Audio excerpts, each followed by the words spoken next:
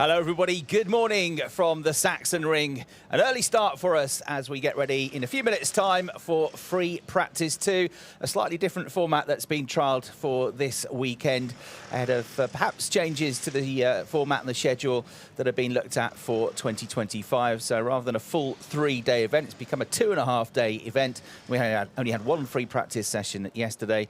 That was at 3 o'clock in the afternoon, and free practice 2 is happening now. And then in about an hour and 20 minutes after we finish free practice 2, we'll get into the first qualifying session of the weekend.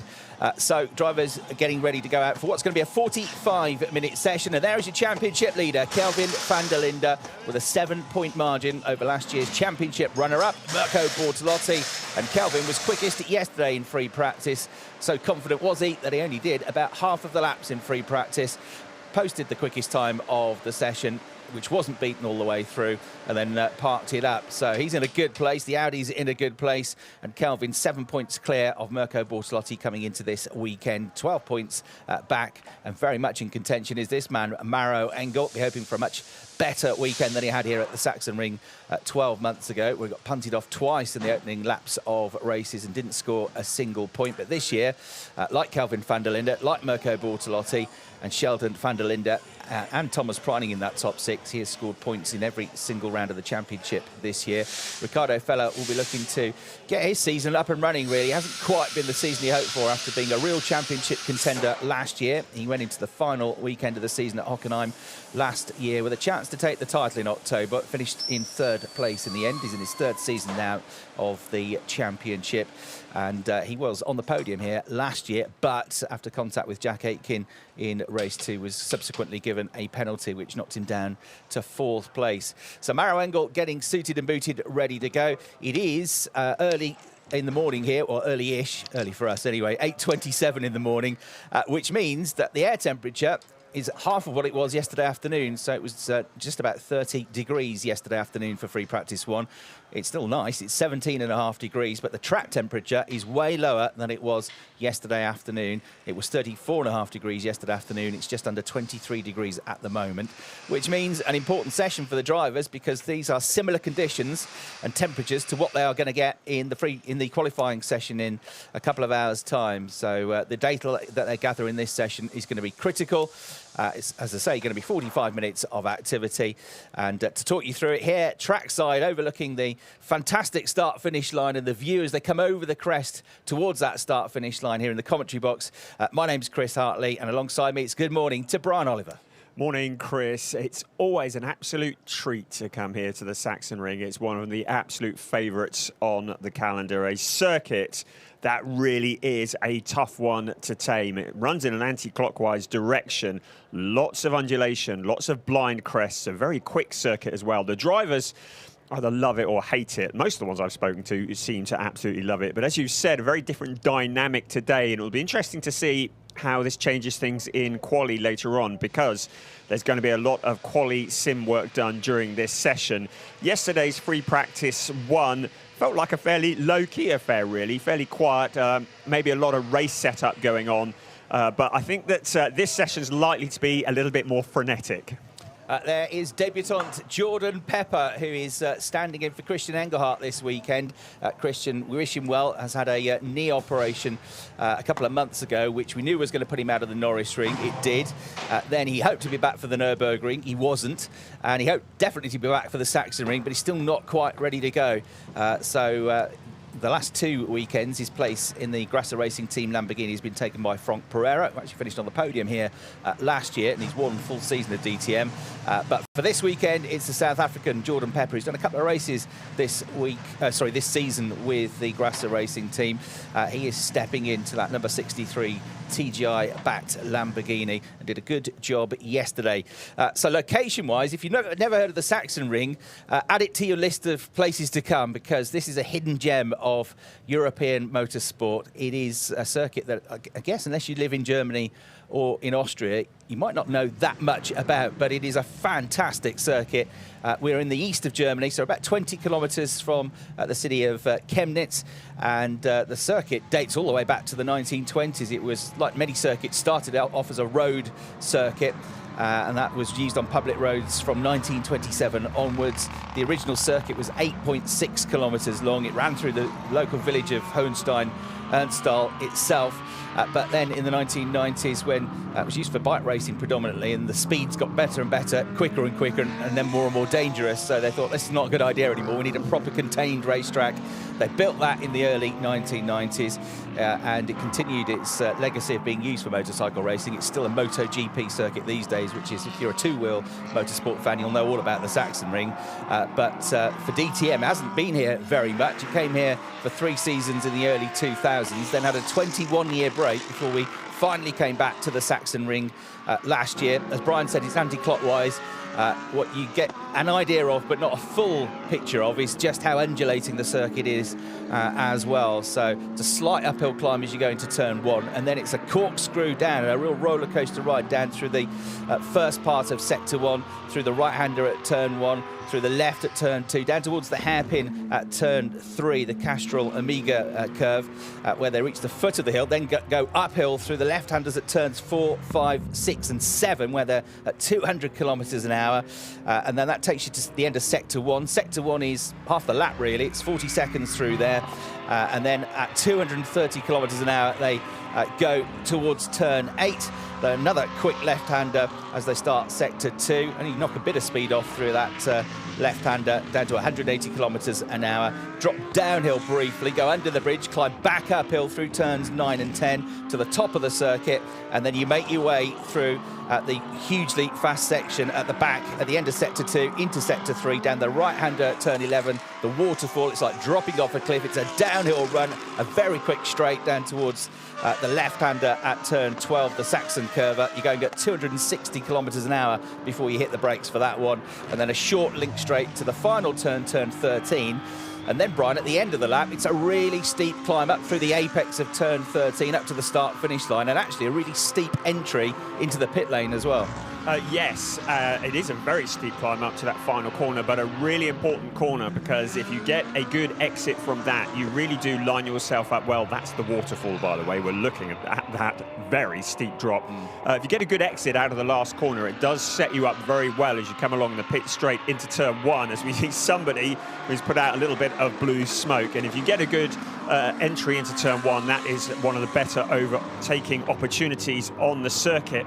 There aren't a great deal of overtaking opportunities here, even though the circuit was revised by the legendary Hermann Tilke in 2001. There's still not that many overtaking opportunities, so a lot of focus being put on qualifying, because a good qualifying position is pretty important here. Yeah, absolutely right. It's going to be a big session coming up in a couple of hours' time, plus points available to it. 3 points for pole position.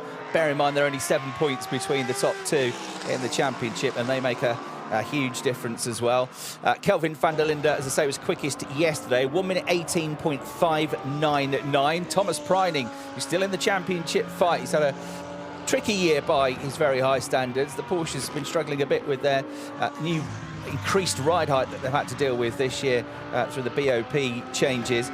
But Manthey EMA, good day yesterday. Thomas Preining 6th in the championship. He's been one of the 8 winners that we've had this season, and he was only a 10th behind Kelvin van der Linde with a 1:18.734. And Lucas Auer, who, like Maro Engel, had a pretty torrid time of it here 12 months ago. He had 2 runs through the gravel trap in both races. He got 1 point for his troubles last season with just a single top 15 finish. But Lucas was quick yesterday, the Austrian, for Winwood Racing, 3rd quickest with a 1:18.8.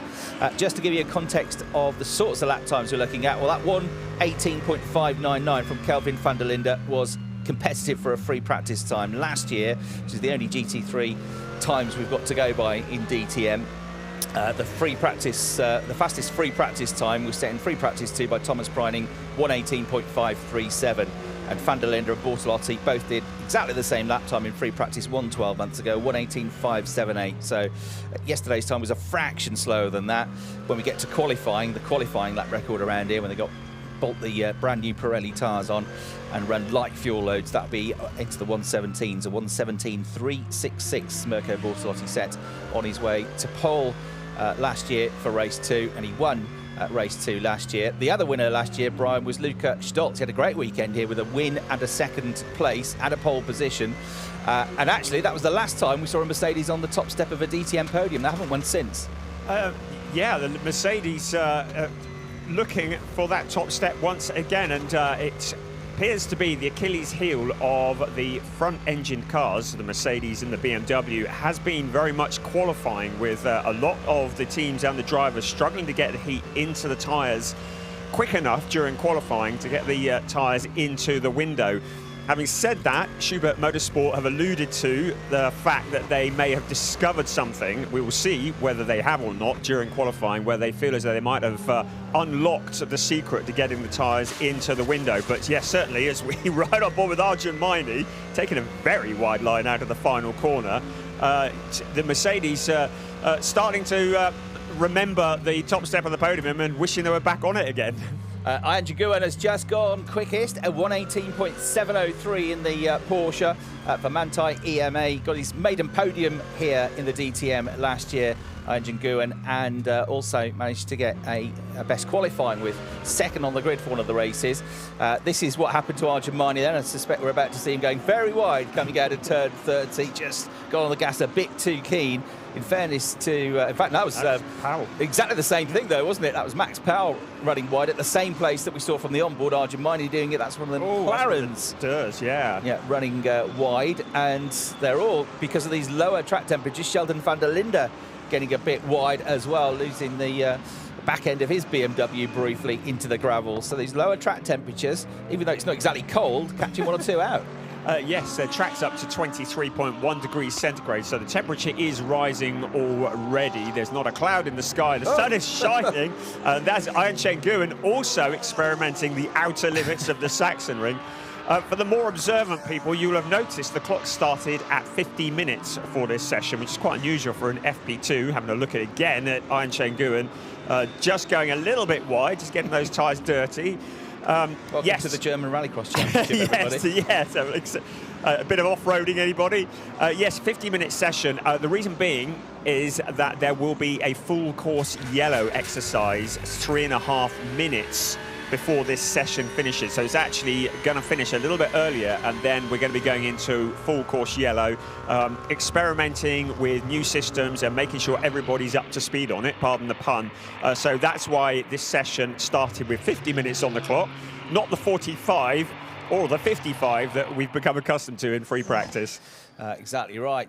We saw one of the drivers running wide was Sheldon van der Linde. He just improved up to 5th on his last lap. That's now become 6th because Lucas Auer has popped himself up to 4th place. And Thierry Vermeulen, you ride on board with, is just ahead of him in 3rd place. So Ian Jaguan in the Porsche, 118.7. It's a couple of tenths, just under 2 tenths slower than our best time from yesterday. Maro Engel, 118.868. Thierry Vermeulen, 3rd, 118.891. He's 23 thousandths of a second slower than Engel. Lucas Auer at 118.954 and Lucas Stolz 118.993 make it 2 more Mercedes in the top 5. So that's 3 Mercedes out of the top 5.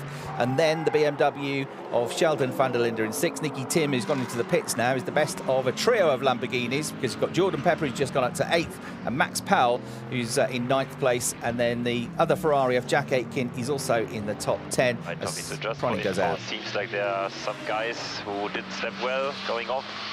Mainly turn 12, exit T13, and also on T8 there are people going off. But that's not a big issue for us. We got 1 minute until we are done with the cooking. Also Chan just went off exit T3, so watch out during the build laps for possible gravel. That's cooking the tyres rather than breakfast, though, Yes, Shim. is that the bacon? It's an early start today. We're all thinking about breakfast. There's a permanent cloud of dust on the exit of turn 13 at the moment. So many drivers have run wide onto the gravel. So interested to hear the Manthey EMA team just giving the heads up to Thomas Preining. Yeah, be careful there, and also up at turn 8 as well. So yes, good work from the team there, just passing the message on. Yeah, turn 12 was where we saw Sheldon van der Linde coming off just this turn here on the exit to the left-hander. And the reason they're telling him about it is not to boast that other drivers are getting it wrong, but to say as another one goes out wide, and look, just to say that, you know, that as they go wide, they go into the gravel. Obviously, they bring gravel back with them, so it might be a little bit slippery on the exit to those corners. Jordan Pepper has just popped himself up to 5th place. I know it's only free practice, but that's a really good effort. 1:18.945. You shouldn't be too surprised. He's not exactly new to GT racing, but he is new to the team relatively, and he's new to DTM. So Jordan Pepper, the South African, doing an excellent job. He became a Lamborghini factory driver last year. But he's got a lot of pedigree in all sorts of racing. He came through VW Polo Cup racing in South Africa, which is the same route that Kelvin van der Linde came through. He actually fought Kelvin in that championship. Kelvin won it in 2013, and 3rd place went to Jordan Pepper. Then they progressed to Europe, and Kelvin van der Linde won the VW Sirocco R Cup, which was on the DTM support bill. And the year after that, Jordan won that championship, and he's done lots of GT racing since. He's been relatively regular at some long-distance event like the Bathurst 12 Hours, which he was a winner of in the year 2020 alongside Jules Gounon and Maxime Soulet. That was in a Bentley, and he's raced at the Nürburgring 24-hour race as well. Finished 5th this year alongside, guess who? Kelvin van der Linde and also Marco Mappelli. That was in a Lamborghini. And there's the man himself, 2-time Nürburgring 24-hour winner and current championship leader Kelvin van der Linde, about to pop in his best lap of the session so far, but he's still getting up to speed. Lucas Auer has gone a bit quicker meanwhile. His Mercedes now 3rd ahead of Vermeulen with a 1:18.871. Yes, Kelvin and Sheldon van der Linde's nickname for Jordan Pepper is Jürgen Pfeffer. Don't ask me. Well, I guess why. Is that because he lives in Germany? I think it possibly is.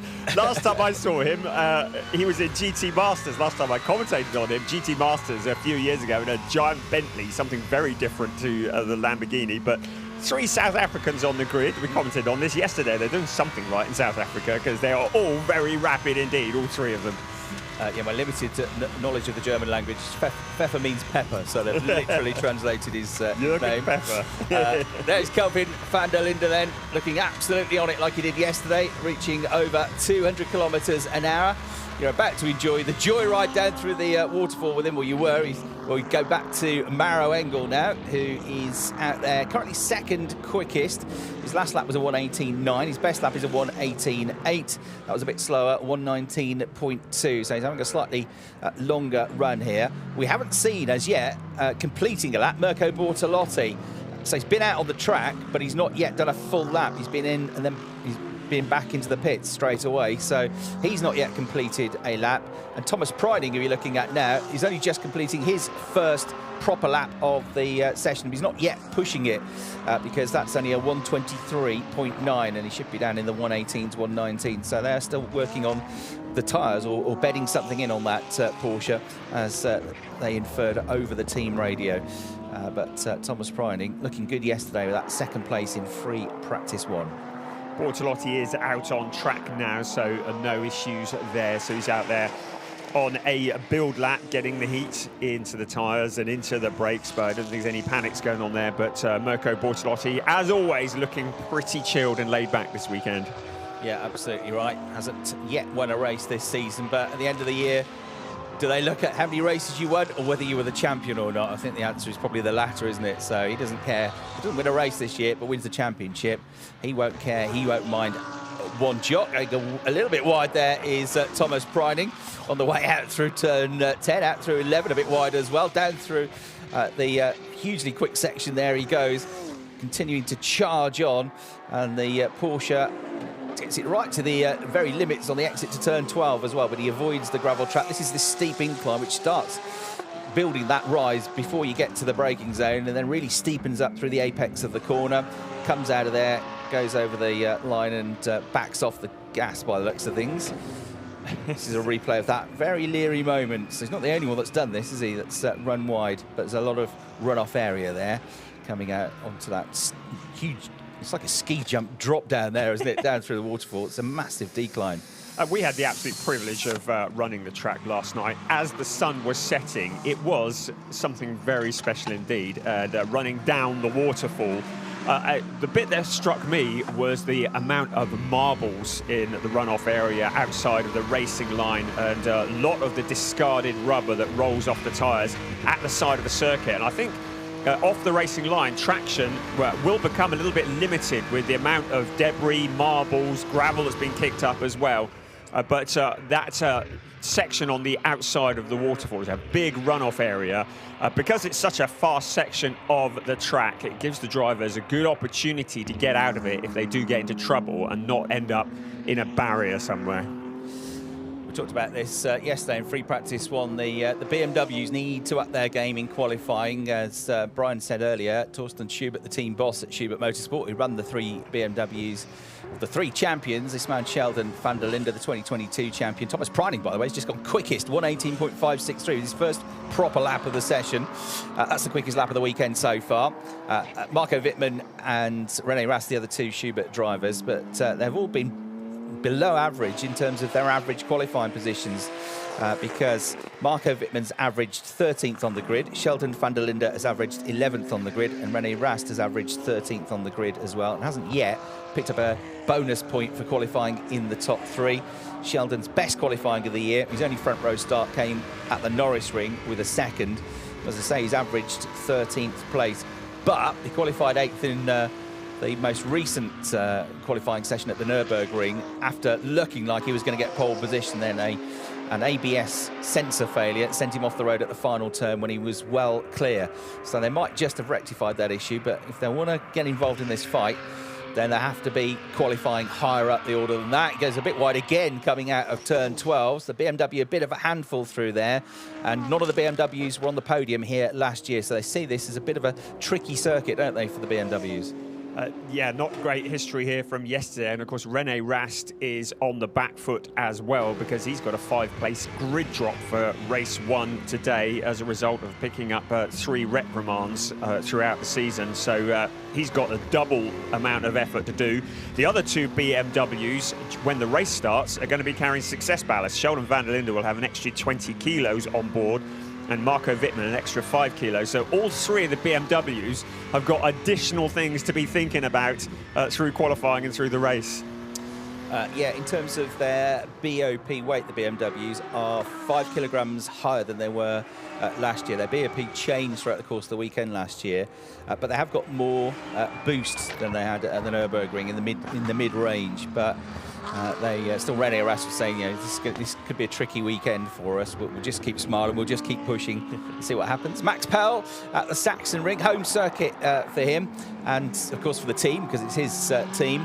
And he was one of only 3 drivers that used one of their test days out here at the Sachsenring. So Max Powell in the Lamborghini and the 2 McLaren drivers did some recent testing here at the Sachsenring, but testing is limited this year to only 5 test days per driver across the course of the season to try and keep costs down. So you have to be selective of where you do pick up those tests. You're looking at the quickest driver in the session so far, completing another lap, Thomas Preining. That was not bad either, a 1:18.671. That was actually in itself quick enough to be faster than everybody else. So he's got the first and second fastest times of the session now. His very best, he's down to a 1:18.464.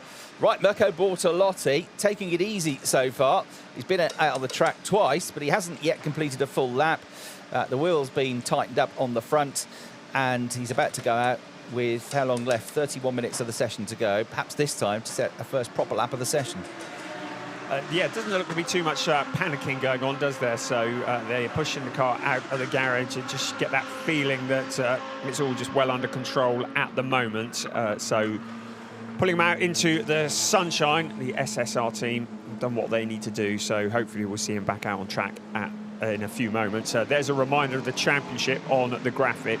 Just as is always the case with DTM, we are getting towards the latter part of the season, and we still haven't got a clue who's going to be the champion, and that's why we love DTM so much. But Kelvin van der Linde in that strong position would be very encouraged by his free practice pace yesterday. But now waiting for a spot out onto the pit lane, and soon Mirko Bortolotti will be on track as well. A fairly busy pit lane, actually. We've only got 7 cars out on track. Maybe that's 6. Another one's just, Thomas Preining is just coming into the pit lane as well. But out goes Mirko, then the Italian in the the Lamborghini, a race winner here last year, picked up his third win of the 2023 season here last year, and walked away from the Sachsenring as the championship leader. They had a bit of a frustrating Saturday, though, here 12 months ago, because he was on course for a good result, maybe a podium finish, when he came in for his mandatory pit stop, and up on jacks, the car spun its wheels, which is not allowed. He had to go through the penalty box as a result of that. Lost 5 seconds and dropped out of the top 10 at the time. He did recover a bit to finish in 9th place. It could have been a much better weekend for him and for the team, but certainly made amends with pole and a win on the Sunday here last year. So Mirko heads out. The Lamborghini's BOP, by the way, is the same as it was here last year. They're 5 kilograms lighter than the cars were in terms of the BOP weight on the cars, the balance of performance weight, to equalise these very different machines that we have, the Lamborghinis, the McLarens, Porsches, Mercedes, Audis, Ferraris, and the BMWs, to equalise them out. The balance of performance system, the SRO system that is used these days. So Mirko Bortolotti heading out, is the only driver yet to complete a lap. Of the 19 that have completed a lap, 18 of them are within 9/10 of a second of each other, showing just how close it's going to be when we get to qualifying. Ricardo Feller is just outside of that window. He's just over a second adrift with a 1:19.483 second lap. So a relatively quiet circuit as Mirko Bortolotti begins his first lap of the session, heads then into this right-hander at turn 1. It's a slight incline here, but now we're about to drop downhill. He's still not on full attack yet by the looks of it. As at speed when they go down through here, they'll be it's the slowest corner. It's 75 kilometres an hour into turn 1, so you really do stand on the brakes and then drop all the way down to this turn, the Castrol turn at turn 3. That's the foot of the hill. That's another slow corner, relatively, 85 kilometres an hour. Then you're climbing uphill through this section, turns 4, 5 and 6, building up the speed to, when you get to the entrance to turn 7, 200 kilometres an hour. 4th gear through turn 7, you end the first intermediate, and then going to the quicker second half of the lap then. So Mirko Bortolotti still building up the speed in that Lamborghini. The top 4 are currently in the pits, as you can see from your graphic. Preining, Guhen, Engel and Auer. Vermeulen is out there in the Ferrari going well, as he did yesterday with a 1:18.887. Jordan Pepper, who's 6th, is in the pits. Lucas Stoltz, who was on pole for one of the races last year and was a winner last year, 7th. He's out on track, but Sheldon van der Linde and Nicky Tim from the top 10 are also in, and Vermeulen has just come into the pits now as well. So it's a quiet phase, this, but I suspect, Brian, when we get to the last 15-20 minutes, it will be very busy out there as they prepare for qualifying. Yeah, it'll be, the conditions will be the closest that they're going to be for qualifying, as we see a few more cars peeling out of the pit. So it is both of the Porsches. Look at the sparks flying here. This is fantastic as he goes across the curbing. And, yeah, bottoming out much. I should think you feel that one through the seat of your pants. Big crowd here this weekend enjoying the sunshine. Never too early for beer, is it? So it's we're expecting big numbers here at the Sachsenring, always popular on the calendar, and with the weather forecast absolute scorchio for the rest of the weekend, then the people are going to be pouring in, getting added entertainment on this Saturday with the additional free practice session. As I was about to say, Manthey EMA 1 and 2 at Nürburgring last time out in somewhat cooler conditions. Iron Chain Guhen finally found the form that he'd been looking for all season, but for bad luck, he would have had no luck at all, though, and ended up without the kind of payoff that he was hoping for. But Porsches look to be pretty dialed in. I know it's free practice and we can't read too much into the times, but certainly with both Preining and Guhen at the top. And once again, Mirko Bortolotti exploring the outer limits. This is that line up into the final corner and back out onto the pit straight. I think his tyres might take a bit of cleaning up here as he heads out along past the pits, but he does jump up to split the Porsches. So it is a Porsche, now a Lamborghini, then another Porsche. 1:18.573, so about 1/10 of a second slower than Preining. We're going to have another look at him coming up to the final corner here. So easy to get wrong because you're carrying so much speed into turn 12 and that downhill run, aren't you?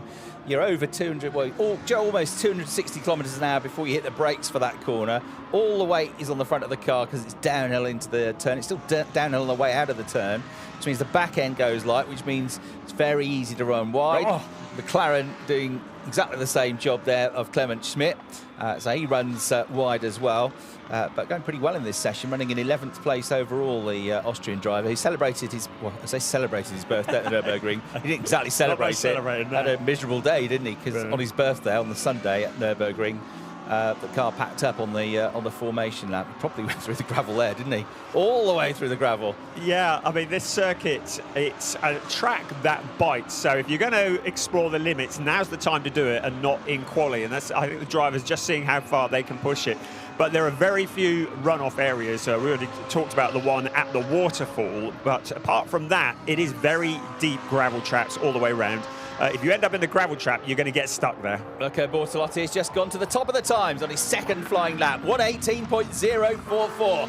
Quickest lap of the day so far, of the weekend so far, in fact. So that puts him 4 tenths up on Thomas Preining, who we just saw leaving the pits. And Porsche's had a good weekend here.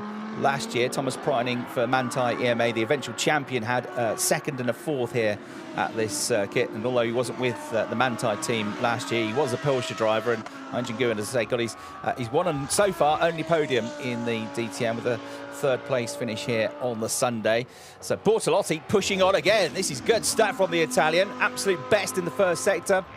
And that sets you up nicely because sector one is 40 seconds of the 1:18 lap at the moment. So it's half of the lap time through sector one. If you're up on sector one, you're probably going to be up at the end of the lap. He has lost a couple of tenths though through that middle sector, the very short sector two, which is only about 17 seconds long. Goes wide but not too wide, sparks the car again, coming out of turn 12, goes into turn 13, slows the car down to second gear at 120 kilometres an hour, builds up the speed, comes out of the final turn, goes over the line again, and that lap time is a 1:18.520, so half a second slower than the one before. A lot of cars taking it quite easy still in the pits. I think it's going to get busy in a few moments, but Kelvin van der Linde has only done 9 laps so far during this session, but he will be out on track, and in fact is out on track now, just starting to build up some temperature. But this is where it's probably going to start to get a little busier as we start to turn our attention towards qualifying. I should think all the data that they need for the race has probably been gathered, and now it's about that qualifying setup, which is, to remind you, an hour and 20 minutes after this session finishes. On board with Hyun Nguyen, once again, you get a perspective of the undulation. You don't get a perspective of how blind the crest actually is when they go over the top and back down the other side. It's a track that is not for the faint-hearted. The Manthey EMA team, as it's been since it came back to the DTM. So Manthey based in Neuspach near Nürburgring, but EMA is an Australian co-partner in the running of the team, based in Melbourne in Australia.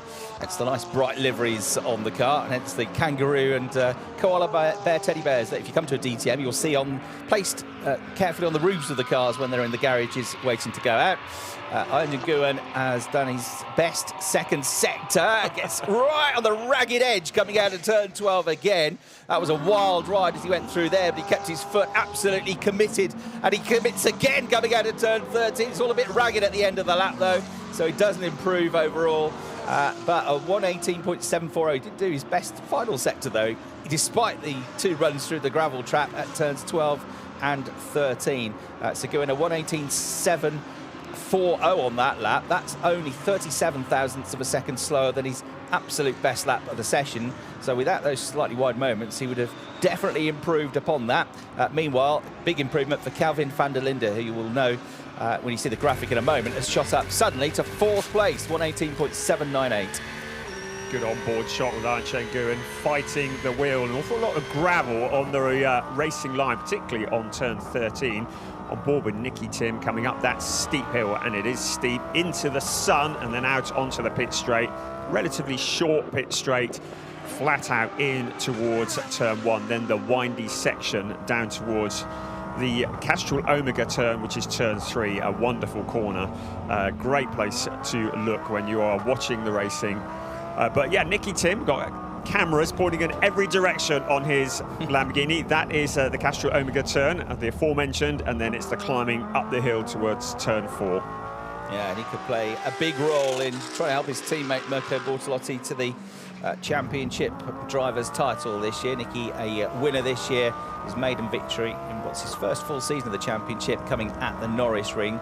He's also leading the GT World Challenge Europe Championship, was the Spa 24-hour race winner the same week that he won at the Norris Ring in the DTM. Dane was quick yesterday as well, in 6th place. Utter commitment you can always expect from the Viking. And look at this as he attacks the end of Sector 2, comes down the waterfall now, and he'll push close to 260 kilometres an hour before he slows it down then. This is the corner where they've all been running wide on the exit coming out of Saxon Curva.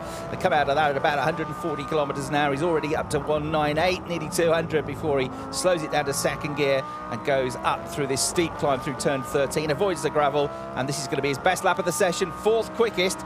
But Jordan Pepper, ahead of him, has gone even quicker, up to 2nd place. So Lamborghinis now suddenly 1st, 2nd and 4th. Bortolotti 1st, Pepper 2nd, and only a 10th behind Bortolotti. Preining in the Porsche 3rd, Diki Tim in the Lamborghini 4th, Engin Nguyen in the Porsche in 5th place, and Kelvin van der Linde, the best Audi, 6th, the best Mercedes, Maro Engel in 7th, the best Ferraris, Thierry Vermeulen in 9th place, and the best BMW, Sheldon van der Linde, 12th, ahead of the best McLaren of Clement Schmidt, which is in 14th.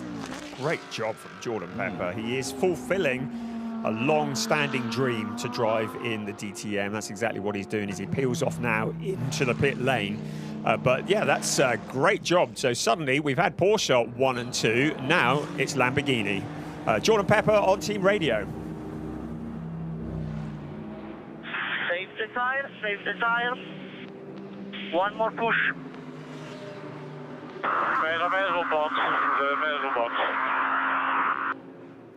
That's a slightly delayed team radio. That was saying, right, do the one more lap and then back off. And Jordan says, well, might as well come into the pits, done the lap now, save the tyres for qualifying. That was an excellent effort from Jordan Pepper. 1:18.164, 0.120 seconds behind Mirko Bortolotti, the driver that's 2nd in the championship, and 3/10 clear of Thomas Preining, who's 3rd. Arjun Maini has just popped himself up to 5th in the session with a 1:18.611 in the number 36 HRT Mercedes. Right, what can Ricardo Feller do? He is 18th out of the 20 at the moment. Only René Rast, and Ben Durr behind him currently in this session. But this is his so far his best lap of the session. Ricardo Feller this season has been pretty good at qualifying. He's been one of the best qualifiers, but the races haven't always come his way. So he's averaged 7th on the grid in qualifying so far this season. But the championship, as I say, hasn't gone his way. He's not been battling right up at the sharp end for as often as he wants. And it seems to have been the case in a few races lately that he started the race well. Think back to the Nürburgring, he started both races well, but then kind of faded away as we got to the first 20 minutes, 25 minutes of the race. For some reason, it's not quite working, this car, for Ricardo this year, whereas it definitely is working for Kelvin van der Linde. It's funny how you can get such variation across the team, because last year it felt like Ricardo Feller was the one who had really got a handle on that Audi. But yeah, as you say, he's not really looked altogether comfortable for much of the time this year, but still plenty of time to do something about that this season, as we look once again at Arjun Maini in that 5th place, coming around to complete another lap, continues in towards turn 1. We've got 16.5 minutes remaining, although make that about 13 minutes once we've had the full course yellow exercise. And that is a replay of Arjun Maini hanging the back end out a bit, grabbing a little bit of gravel with the rear tyre, but no major dramas there.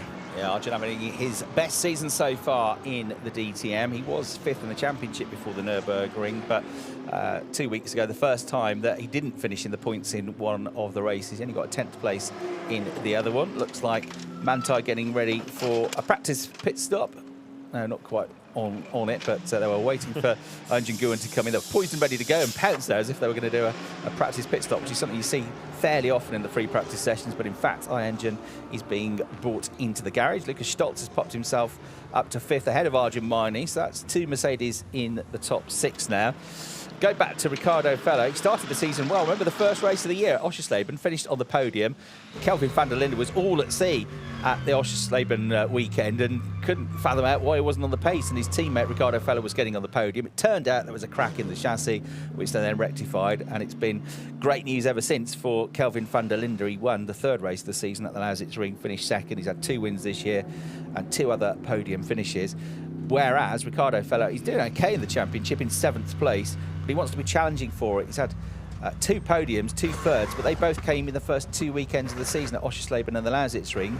Since then, an 8th, an 11th, a 13th, a 12th, a 9th and an 8th. So he's been getting the points, but he hasn't been getting the podiums. That was a great graphic that popped up just now. You saw how many laps the tyres had been doing, and Thomas Preining had 60-odd laps on the tyres that he was using, and he's up into P3. You'll see that graphic popping up on and off during the sessions, but really useful information, and good to see how old the tyres are that are on the car. You can see also from your graphic quite a few of the drivers into the pits at the moment. The local driver, Max Powell, out on track for Powell Motorsport, still building up his speed. He's currently in 16th place. His quickest lap was a 1:19.105, so a little over a second off the fastest time. But he's out there now, probably looking to better that, and that's a great perspective of Sheldon van der Linde looking down from the camera. This is in the turn 3, Castrol Omega turn.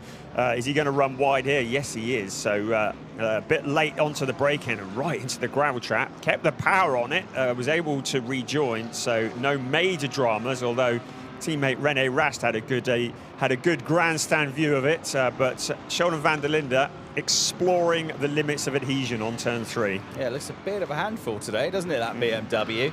We have had improvements for another BMW, though. Marco Wittmann went up to 12th place. Improvements for Thierry Vermeulen. In fact, Wittmann has just crossed the line and gone 8th, so his BMW is going okay. 8th place for Wittmann.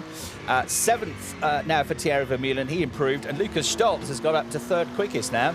So he gained a couple more positions in this second free practice session, and he's into the mid 118s now. So 118.044 for Bortolotti, who just went out, did a few laps and came back into the pits and is keeping things very calm, looking after the car himself and the tyres. He's set a statement there, hasn't he, with those very quick lap times that he put in quick succession. So 118.044 for Bortolotti, a 10th behind him, Pepper in 2nd, but 4 tenths is the gap back to 3rd to Stolz. Stolz is only 19 thousandths quicker than Preining. Preining is only 3 thousandths quicker than Nicky Tim, who's 5th. Arjun Mining in 6th place, 118.6 is just over half a second off the top time. Marco Wittmann then, who had a couple of sterling drives through from lower grid positions at the Nürburgring, including a brilliant podium, a 3rd place finish on day 2 last time out, and helping Schubert Motorsport to take the lead in the Teams Championship as well. I know they've got 3 cars, but you only count your best 2 cars in terms of the points for the Teams Championships. They don't get an advantage by having all 3 cars score points, just to make that clear. They've got 242 points, Schubert Motorsport. Abt are 2nd on 223, and Winward Racing are 3rd. The Mercedes squad on 196 points ahead of SSR Performance on 184. Manthey, last year's Teams and Drivers Champions, are back currently in 6th place, which shows the challenging season that they've had. As we go back to Mirko Bortolotti, who is still in the car, still strapped in, and I think, about to go back out onto the track, so he's just being pushed back out into the pit lane at the moment, with just under 12 minutes of the session remaining. Mirko Bortolotti's only actually done 9 laps in this session, which probably says a lot about how chilled they are about the setup of the car. Kelvin van der Linde has done 12 laps in this session, so the championship contenders have done one of the Manthey cars lighting up in the background. But the championship contenders are nothing too panicky, but suddenly it's getting busy. So our focus is now turning towards quali with 11 minutes remaining of this session. We're 11 minutes away from what will be the quali session, which will be the next time these cars are on track. So now it's time to get that set up. Suddenly, all bar 2 of the cars are on the track. Arjun Maini and Lucas Stolz are still in the pits, but everybody else now either on out laps or on push laps. Ricardo Feller and Clement Schmidt's just coming as well. Ricardo Feller still languishing down in 19th place. That was the... we saw Marco Wittmann do this yesterday, didn't we? Cloud of tyre smoke. Slightly lighter Pirelli tyres than were on that car a few seconds ago. So lighting up the Pirelli, smoking his way out of the pit lane. Of course, part of the idea of that is that you lay down some nice sticky, grippy rubber on your on your pit box area, on your pit box exit, to, in theory, give you a bit more traction, a bit more grip when you come to the pit stops, the mandatory pit stops in the race later on today. So, smoking the tyres there, Thomas Preining. He goes back out to the circuit. He was quickest at one stage of the session. He's now slipped back to 4th place. His best lap of 1:18.464. Max Powell has just improved up to 13th, 1:18.907. 9/10 covering the top 14. Clement Schmidt has just gone back out of the pits. Mirko Bortolotti, a recce lap, but straight back into the pits he came. Driving through the fog that was left by Thomas Preining. Yeah. Those tyres that Preining had, if they were the same ones he'd had before, were pretty worn out anyway. So maybe the whole exercise was just to lay the rubber, but good perspective here of tyre changes, wheel changes being done by the team on the Mirko Bortolotti car. Did a practice pit stop on Thomas Preining's car right in front of the commentary box, and that looked pretty slick from the Manthey EMA team, who've been one of the best in terms of quickest pit stops this year. So you only have, when we get to the races, 6 members of the crew working on the car. One of them has to hold the lollipop. You have to change the rears first, then the fronts. All the tyres have to be changed.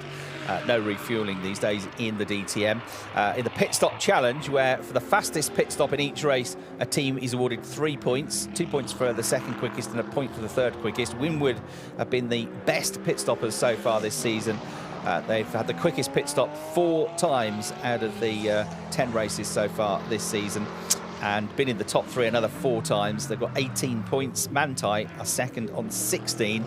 And third are Schubert on 15 points. So they generally the teams that were the best pit stops, and with a very quick pit stop, you're looking at 6.3 seconds stationary time, which is mega quick when you think about what's involved. And they're very heavy, those wheels on those cars as well. So it is very easy to get wrong. If you misalign the wheel studs and the wheel nuts by just a couple of millimetres, you're in trouble. Yeah, and every second counts. The team very much a part of this, and the pit stops, we've seen many races won and lost in the pit stops. Mauro Engel turning the wick up. Sector 1, he has set a personal best. Get the feeling that might be the same for Sector 2 as well. Quite a few drivers starting to record green times. We haven't seen any purples for a while, so nothing too spectacular, but Mauro Engel actually Sector 2, not a personal best, so the grey in the graphic denoting that. Yeah, set his best lap last time around, which put him up to 3rd place, so he's now the quickest of the Mercedes. He got a little bit wide coming out of turn 12 and a bit wide coming out of 13, but not too bad, but overall it's not quite as quick that lap time. Jack Aitken is now the fastest Ferrari. He's up to 9th place. You're on board with Calvin van der Linde. Lucas Auer has just set the absolute best 2nd sector and a personal best 1st sector. He was 3/10 down on Bortolotti through the 1st sector. He's up in the 2nd sector, personal best in the 3rd sector, and overall it puts him back up to 3rd. So now the Mercedes are 3rd, 4th, 5th. Auer ahead of Engel, ahead of Stoltz. So it's 2 Lamborghinis, followed by 3 Mercedes, followed by the Porsche of Preining in the top 6. Whoa, that was a wild old moment for Jack Aitken. Not the first driver by any means to run wide around this free practice circuit. Free practice 2, these colder track temperature catching the drivers out, and that was properly on a tank slapper for Jack Aitken. And he tried to get out of it, but then he realises he's got swallowed up completely by the gravel trap, and a bit like Clement Schmidt earlier on, has to go all the way up the hill through that gravel trap. There's going to be some very second-hand Pirelli tyres at the end of this session. Well, the souvenir hunters will be lining up for those, and we'll see them wheeling them out of the circuit when we leave on Sunday night. A bit of a traffic jam there, so Max Powell just trying to find a little bit of space. Mauro Engel coming out to complete another lap, so he remains in P4, so the 2nd fastest of the Mercedes runners. There's Lucas Auer, who is in P3 at the moment. It was 1:18.186 was his quickest time, so about 4/10 slower than that, but looks like he's got a handle on that car at the moment in towards turn 1. More cars coming out of the pit lane. There's Sheldon van der Linde joining as well. Yeah, at the moment you've only got Auer and Engel currently lapping in the 1:18, so just about. Kelvin van der Linde as well did a 1:18.944 last time around, which is a couple of tenths off his best. He's still only in 15th place overall. with a 1:18.7. So he's a couple of tenths slower than he was yesterday when he was quickest in free practice 1, Kelvin van der Linde. And at the moment, he's 7 tenths off the best time. But it's, again, not necessarily about setting the best time in free practice 2. It's about setting the best time in an hour and a half's time when we get to qualifying to set the grid for the first race of the weekend. 6 races to go, 6 qualifying sessions to go in this year's championship. Currently, 12 points between the top 3. There is the driver third in the standings, and there are still at this moment in time 168 points available in the championship. So Engel goes over the line. It's another 1:18 for him, so he's on a slightly longer run here, but setting consistently quick lap times. Max Powell comes back out of the pit lane and rejoins at turn 1 as Maro Engel in the Mercedes dips down now through turns 1. There's the penalty box that they'll have to serve through that penalty box at 50 kilometres an hour, drop about 5 seconds if they get a penalty in the race. That's on the exit to turn 1. Down through turn 3 he goes, and then we switch on board to the BMW of the 2022 champion Sheldon van der Linde, who picked up an emotional first win of the season, a first win for a year last time out at the Nürburgring from 8th on the grid. And he might have won anyway, we'll never know, but he was second effectively in the race when Maro Engel, who was the net leader having made his pit stop, came across René Rast on cold tyres. He came out of the pits on cold tyres. Maro Engel desperately trying to get around the outside of him so he didn't get held up through the first couple of corners while René got his tyres up to temperature, and there was contact between them as René understeered into Maro Engel. René then got 3 runs through the penalty box as a result of that, and he plummeted down the order, picked up another reprimand, and that's why he's got a 5-place grid penalty for race 1. So he's going to be on the 3rd row of the grid at best, René Rast, but that will be a challenge for him. So prepare for full course yellow, please. Watch out for the marshalling system. So here we go, the aforementioned full course yellow about to kick 9, in. 8, 7, 6, 5, 4, 3, 2, 1. Full course yellow now, full course yellow. Right, so testing the system, the full course yellow system, which is why we started 5 minutes earlier than the schedule, to make sure we got 45 minutes more or less of proper running in. So now testing the full course yellow system with all but 2 of the cars on track. Marco Wittmann and Luca Engster still in the pit lane. Jordan Pepper, meanwhile, what a session for him. 2nd place to Mirko Bortolotti. He'll be absolutely thrilled with that, won't he? That's absolutely brilliant. Got that dialed in. The graphic there confirming that the Sheldon van der Linde Schubert Motorsport BMW is set perfectly, because it was at 80 kilometres an hour. That is the speed that they must run at under a full course yellow, and just checking it doesn't go above that. Really good to check this. So all the cars at 80 kilometres an hour. So in theory, the gaps should remain exactly the same between them. And really important to do the systems check. Jack Aitken there in the number 14 car. So as this session finishes, well, it's going to end now in just a few seconds. I was about to say, I don't know how long this is going to go on for. Well, the answer was about a minute. So we're back under green flag for the final 2 minutes and 5 seconds of this session. Yeah, we saw Jack Aitken out there as Marco Wittmann comes out of the pits. He qualified on the front row of the grid here last year, but had 2 retirements from the races, 2 bits of contact. Marco's at it again. Burnout for Marco coming out of the pit lane. Fantastic slow-mo shot that from a camera op down in the, or one of our many camera ops down in the pit lane. So fantastic, lighting up those Pirellis, delivering close to 600 brake horsepower to those rear tyres, which were screaming in agony, having their tarmac dragged across their surface as the 2-time champion exited the pits in rather rambunctious style. There's a fair bit of rubber down in the pits from what we've been seeing, isn't there? A lot of the cars that have been lighting up the rear tyres. There is Kelvin van der Linde. Looks like he is done for the day. P15, 1:18.764. Don't read too much into that. Neither René Rast, P18 with a 1:19.121. I think there's nothing to panic about there. The car's now just heading back into the garage. A few runners still out on track, but we're into the final minute of FP2. Fewest laps of anybody was Ben Durr, and he did 9 laps in that session. The next fewest laps was that man, Mirko Bortolotti. Did a few recce laps, waited until half an hour to go in the session, went out, bang, bang, bang, 3 quick laps, fastest time, and that was his job done, really. So he lays down a statement ahead of qualifying there, Sheldon van der Linde had a few wild moments, didn't he, in the BMW, but ended up in the top 8 and ended up as the fastest of the BMWs. Marco Wittmann there was 13th, and René Rast was back in 18th place. So it is just over an hour and 20 minutes now until qualifying starts.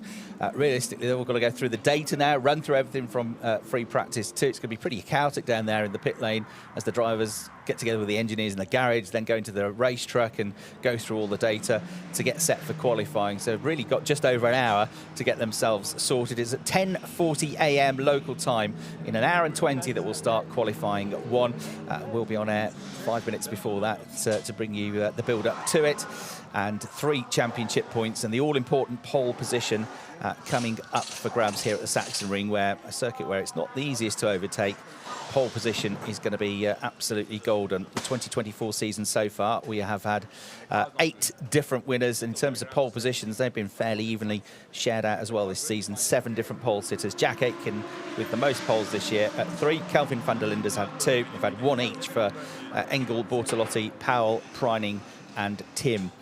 So Mirko Bortolotti ends the session at the very top of the times, a 1:18.044. Jack Aitken is still out there. He managed to sneak in another lap before the checkered flag came out, but it's not a particularly quick one.